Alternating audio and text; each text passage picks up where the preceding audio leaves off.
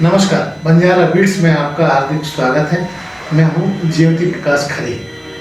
आज हम आपको एक ऐसी शख्सियत से मुलाकात करा रहे हैं जिनका उदाहरण 3 पीढ़ी अनुशासन के रूप में लेती है। चलिए मिलते हैं झांसी का नामचीन स्कूल डॉक्टर राजेंद्र प्रसाद की संस्थापक नीलमधु श्रीवास्तव जी से। नमस्कार नीलमधु जी। नमस्कार। नीलमधु जी, बताइए आपका परिचय क्या है छोटा सा, मैं दर्शकों को, कहाँ आप की रहने वाली रही हैं, कहाँ पली बढ़ी? मेरा नाम नीलमधु श्रीवास्तव है और मैंने राजनगर खजुराहो से हाई स्कूल पास किया। इसके बाद हम छतरपुर आ गए और छतरपुर में महाराजा महाविद्यालय से इंटर से लेकर बीएड तक हमने वहाँ पर शिक्षा प्राप्त की। तो झांसी आना कैसे हुआ आपका? यहाँ हमारे मौसिया थे डॉक्टर जगमोहननाथ वर्मा, उनके यहाँ हम छुट्टियों में आए थे। तो बातचीत में आपने बताया था कि आपको, चूंकि आप बीएड किए हुए थी, तो आपको यहाँ एक स्कूल का दायित्व मिला। उसके बारे में संक्षिप्त जानकारी दीजिए। देखिए, डॉक्टर राजेंद्र प्रसाद जो हमारे यहाँ के प्रथम राष्ट्रपति थे, उनकी मृत्यु हुई थी फरवरी 1963 में। तभी से कार्य सभा इस बात के लिए चिंतित थी तो उनके नाम को अमर करने के लिए यहाँ पर कुछ किया जाए। उस समय झांसी में महिला विद्यालय या कन्या विद्यालय की बहुत कमी थी। मैं चूँकि उस समय बीएड करके आई थी, इसलिए ये सोचा गया कि यहाँ पर एक विद्यालय खोला जाए। कार्य सभा के पास उस समय ज़मीन थी और कमरा भी था, इसलिए वहाँ पर। कितने बच्चों को लेके आपने शुरुआत की थी? हमने 5 बच्चों को लेकर शुरुआत की थी। प्रथम बच्चे का नाम था मोहिनी श्रीवास्तव। अच्छा, आपको याद है?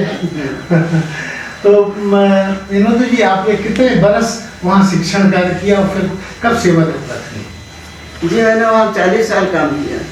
जुलाई 1963 में हमारा वहाँ अपॉइंटमेंट हुआ और जून 2003 में मेरा रिटायरमेंट हुआ।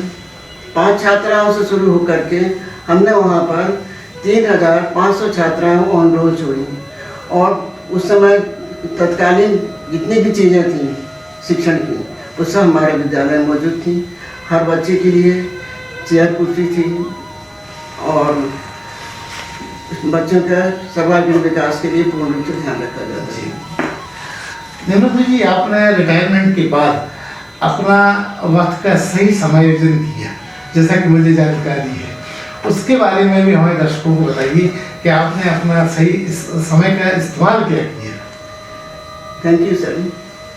जब हम प्रिंसिपल थे उसी समय हमको रेकी के बारे में पता लगा था, लेकिन हम रेकी सीखना चाह रहे थे तो हम सीख नहीं पाए। 7 साल तक हमने इंतजार किया। रिटायरमेंट के तुरंत बाद हमको दिल्ली बुलाया गया। हम वहाँ पर गए तो वहाँ पर डॉक्टर NK शर्मा के द्वारा हमने 26 जुलाई 2003 से रेकी सीखी। रेकी का अर्थ होता है सार्वजनिक प्राण ऊर्जा। रे का अर्थ से आप समान रूप से समझिए। रे का अर्थ है सूर्य किरण। सूर्य किरण माने ब्रह्मांडीय शक्तियाँ, ठीक है। और की का अर्थ होता है चाबी। वेरी सिंपल, ब्रह्मांड की चाबी। तो जब हमको पता लगा तो हम यहाँ से जाते थे। अपनी हमारी छोटी बहन थे वहाँ माला श्रीवास्तव, उनके यहाँ रुकते और अपने गुरु जी के यहाँ जाकर के हमने वहाँ शिक्षा प्राप्त की। इस शिक्षा संदर्भ में, इस प्रशिक्षण संदर्भ में आपका 7 समुद्र पार जाना भी हुआ, उसके बारे में भी बताइए। कहाँ कहाँ गए आप? जी देखिए, शिक्षण में जब हम प्रशिक्षण दे रहे थे तो जितने भी वहाँ पर फंक्शंस हुए, काम हुए, उसमें सब में मुझे बेस्ट रेकी मास्टर, रेकी ज्ञान मास्टर की उपाधि मिली थी। फिर हमारे गुरुजी ने लोगों को सेलेक्ट किया और हम लोग 7 समुद्र पार अमेरिका गए थे। वहाँ पर एनर्जी हीलिंग फाउंडेशन फ्लोरिडा में हम लोगों का प्रशिक्षण हुआ और वहाँ से हमको गोल्ड मेडल प्राप्त हुआ। इसके अलावा आपने ये भी बताया था कि आप जापान की भी यात्रा हुई आपकी। जी, उसके बाद गुरुजी के साथ हम लोग जापान भी गए थे और जापान पहुँच कर हमारी तबीयत खराब हो गई थी। तो गुरु माता हमारा हाथ पकड़ के चलती थी पूरे समय। जी, गुरु जी ने एक आध बार कहा, अभी किसी डॉक्टर को बुलाया जाए, कि नहीं, कोई डॉक्टर की जरूरत नहीं, आप लोग तो हैं। रेकी के द्वारा हमारा ट्रीटमेंट होता है तो उससे ठीक होते हैं। हेमंत जी, रेकी के बारे में लोगों को ये धारणा है कि ये जापानी टेक्नोलॉजी या जापानी विद्या है, जबकि बातचीत में आपने बताया कि उसका शुरुआत हिंदुस्तान ही माना जाता है। उसके बारे में भी संक्षिप्त में बताइए। जी, हमारे ऋषि मुनि बहुत पहुँचे हुए थे, उनके बारे में इतना भी कहा जाए उतना ही कम है। तो जब लोग बीमार पड़ने लगे तो ऋषि मुनियों ने सोचा कैसे इनको ठीक किया जाए। तो उनको ठीक करने के लिए ऋषि मुनियों ने तपस्या की और उन्होंने पता लगाया कि हमारे हृदय से ही चीज करती है, सब कुछ हमारे अंदर है, बाहर कुछ भी नहीं। तो अपने हृदय के उद्गम से जो भावनाएं निकलती हैं उनको भी हम अपनी भावनाओं से ठीक करते हैं। ये हमारे हाथों से प्रवाहित होती हैं और अपने हाथों से हम किसी व्यक्ति को ठीक कर सकते हैं। संक्षेप में आप समझ सकते हैं कि हमारे प्रथम देवता शंकर भगवान माने जाते हैं, जिन्होंने अपने बच्चे का सर लगाया दोबारा तो कोई चीज़ इस्तेमाल नहीं की, सिर्फ अपना हाथ ऐसे कर दिया और सर कर दिया। दूसरे में आप समझ सकते हैं कि हमारे रामचंद्र जी हुए तो उन्होंने भी केवल से हाथ फेरा। सुग्रीव और बाली के जब युद्ध हुआ था तो सुग्रीव के सिर पर उन्होंने ऐसे हाथ फेरा, कर पड़सा सुग्रीव से लिया।